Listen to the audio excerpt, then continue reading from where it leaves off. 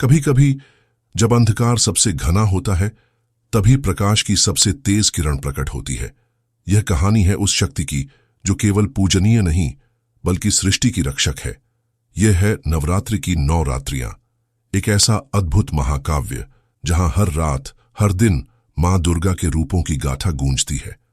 आज आइए हम डूबते हैं उस दिव्य यात्रा में जहां देवता हारते हैं, असुर उन्मादी होते हैं और अंत में सत्य और न्याय की विजय होती है। बहुत समय पहले, जब ब्रह्मांड अभी युवा था, देवलोक में शांति थी। ब्रह्मा सृष्टि रच रहे थे, विष्णु पालन कर रहे थे और शिव ध्यान में लीन थे।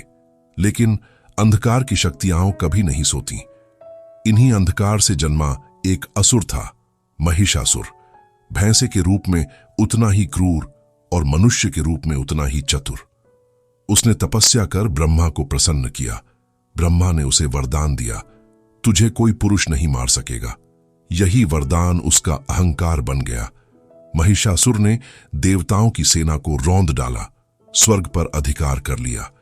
इंद्र और सारे देवता पराजित होकर कंप कंपाते स्वर में ब्रह्मा, विष्णु और शिव के चरणों में गिरे।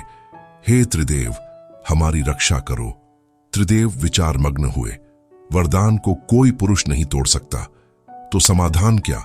उन्होंने निश्चय किया, अब एक ऐसी शक्ति का जन्म होगा जो स्त्री के रूप में प्रकट होकर महिषासुर का अंत करेगी।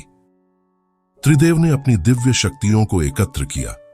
शिव की जटाओं से अग्नि प्रकट हुई, विष्णु के चक्र से अपार तेज, ब्रह्मा के कमंडल से ज्ञान की धारा। ये सारी शक्तियां मिलकर एक प्रकाश पुंज बनी।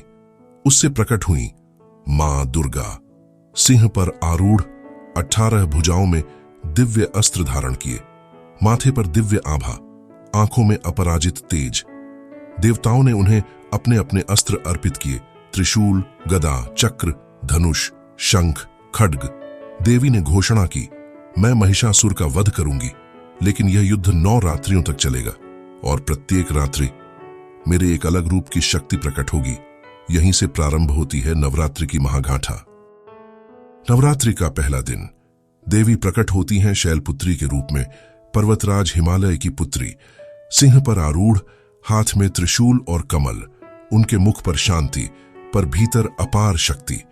महिषासुर अपनी पहली सेना भेजता है, हजारों राक्षस गर्जना करते हुए, लेकिन शैलपुत्री अचल पर्वत की तरह खड़ी रहीं। उनकी एक प्रहार से असुर दल धराशायी हो गया। महिषासुर हंसता है, एक स्त्री मुझे क्या पराजित करेगी? लेकिन देवी की आंखों में दृढ़ता थी। युद्ध का यह तो बस प्रारंभ था। दूसरे दिन देवी प्रकट हुई ब्रह्मचारिणी के रूप में, हाथ में जपमाला और कमंडल। उनकी तपस्या का तेज ऐसा था कि असुरों के अस्त्र पिघल गए। वे शांत थीं, लेकिन वही साधना उनके अस्त्र बने। राक्षसों का दूसरा दल उनकी तपस्या शक्ति से नष्ट हो गया। यह वही रूप है जिन्होंने तप कर महादेव को पति रूप में पाया था। संदेश स्पष्ट है, सच्ची शक्ति संयम और साधना से जन्म लेती है। तीसरे दिन देवी प्रकट हुई चंद्रघंटा के रूप में, माथे पर अर्धचंद्र, हाथ में घंटा, जिसकी ध्वनि से राक्षस कांप उठे। इस बार महिषासुर स्वयं युद्ध भूमि में उतरा, लेकिन जैसे ही देवी का घंटा गूंजा, असुरों के कान फटने लगे, सेना भागने लगी। देवी का सिंह दहाड़ा और महिषासुर पहली बार भयभीत होकर पीछे हटा। चौथे दिन देवी ने लिया कूष्मांडा का रूप। उनकी मुस्कान से ब्रह्मांड की रचना हुई, उनकी ऊर्जा से सूर्य की किरणें दमक उठीं। महिषासुर अब रूप बदल बदल कर हमला करता, कभी भैंसा, कभी हाथी, कभी शेर। लेकिन देवी की ऊर्जा की एक लहर से हर रूप चूर चूर हो गया। यह सिखाती है कि सकारात्मक ऊर्जा अंधकार को मिटा देती है। 5वें दिन देवी प्रकट हुई स्कंद माता के रूप में, सिंह पर आरूढ़, गोद में बाल कार्तिकेय। उनके चेहरे पर ममता, पर युद्ध भूमि में वही ममता प्रचंड शक्ति बन गई। महिषासुर की सेना उन पर टूट पड़ी, पर मां की शक्ति ने बच्चे की रक्षा करते हुए राक्षसों का विनाश कर डाला। संदेश यही है, मां की ममता ही सबसे बड़ा कवच है। छठे दिन देवी कात्यायनी के रूप में प्रकट हुई, ऋषि कात्यायन की पुत्री, हाथ में तलवार, मुख पर तेज, नेत्रों में प्रचंडता। महिषासुर अब घायल हो चुका था, लेकिन फिर भी वह अंधकार की अंतिम कोशिश करता है।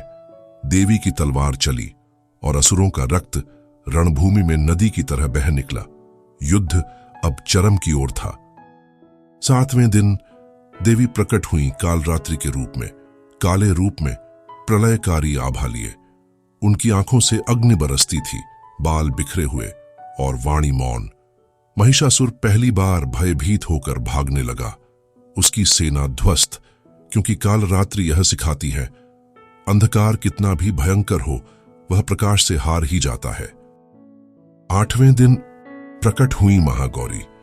सफेद वस्त्र, गौरी रूप, श्वेत कमल जैसी आभा। उनका सौंदर्य और शांति युद्ध भूमि को भी पवित्र कर गया। लेकिन शांति में भी शक्ति होती है। देवी ने अपने तेज से राक्षसों को जलाकर भस्म कर दिया। महिषासुर अब कमजोर पड़ चुका था। 9वीं के दिन देवी ने लिया सिद्धिदात्री का रूप।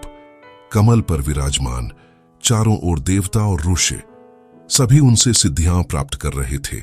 यही वह रात थी जब निर्णायक युद्ध हुआ। महिषासुर ने अंतिम बार रूप बदलने की कोशिश की, लेकिन देवी का त्रिशूल उसके हृदय को भेद गया और उसी क्षण महिषासुर का अंत हो गया। 10वें दिन पूरे ब्रह्मांड में गूंज उठा, जय माता दी, जय दुर्गा माता। देवताओं ने पुष्प वर्षा की, सिंह ने गर्जना की और यह घोषणा हुई, सत्य की सदैव विजय होती है। यही दिन विजयादशमी कहलाता है, बुराई पर अच्छाई की विजय का पर्व। प्रिय साथियों, यह कथा केवल पुराणों की नहीं है, यह हमारे जीवन की भी गाथा है।